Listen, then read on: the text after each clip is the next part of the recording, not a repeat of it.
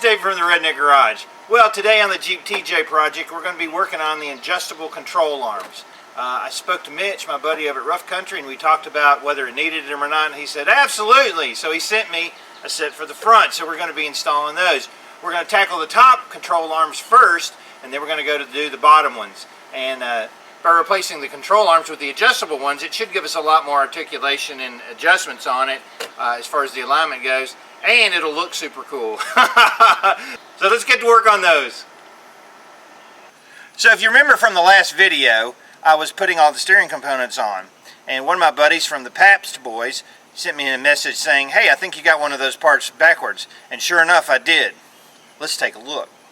But for all intents and purposes, it's got all brand new components, tie rods, ball joints, the whole shooting match. So Tommy and Clyde have the Pabst Boys channel, and I thought that I would channel my inner Tommy about what that video was about that repair. That repair video was crap. You got the arm backwards.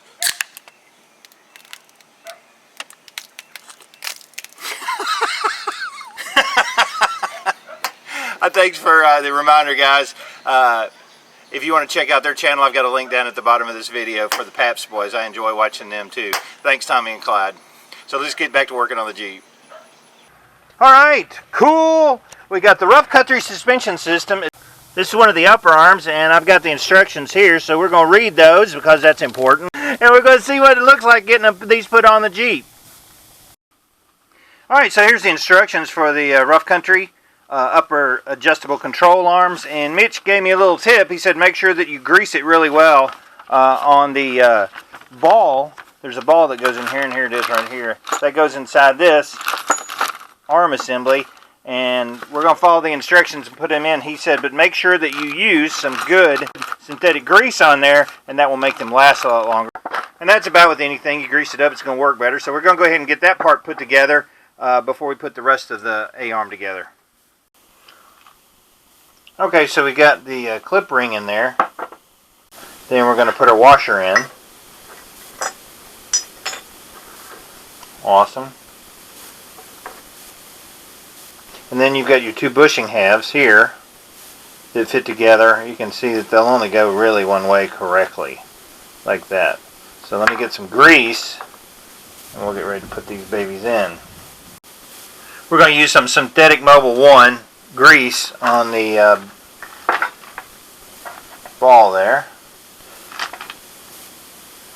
And we're going to grease it up really well. Set it in there. That would be where it fits in there flat. You can see that it's all the way around. So we'll slide that in.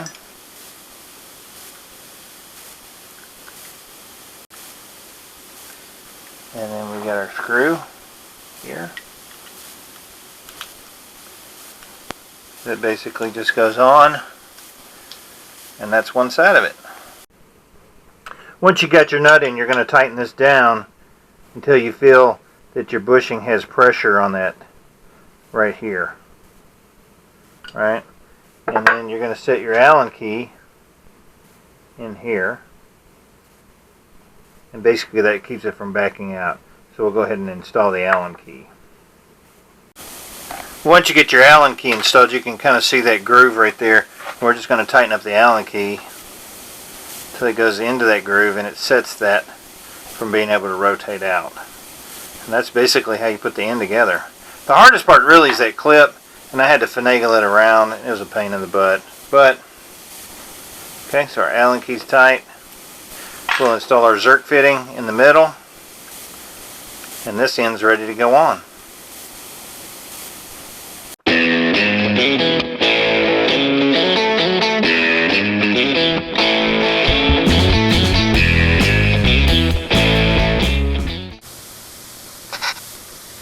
Okay, I've got it all pretty much cleaned off as much as I'll need to where the mounts are. Got the old ones off, and we're going to spray this with some rust encapsulator paint. Then we'll put some gloss on it, and then we'll be ready to put our upper arm back on.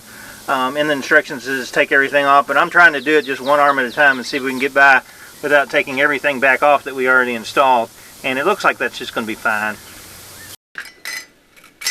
Okay, so we've got our arm ready to go, and it says get it set at 15.5 inches from center to center. And that's right about 15.5. So we're going to go put this on and see how well it fits up. Okay, so I got the bottom bolt in, and we're going to go ahead, and you can see that I'm a little bit off on the top. So I'm going to take my porta power and push forward on that axle and see if it'll pivot enough forwards where I can get the bolt in.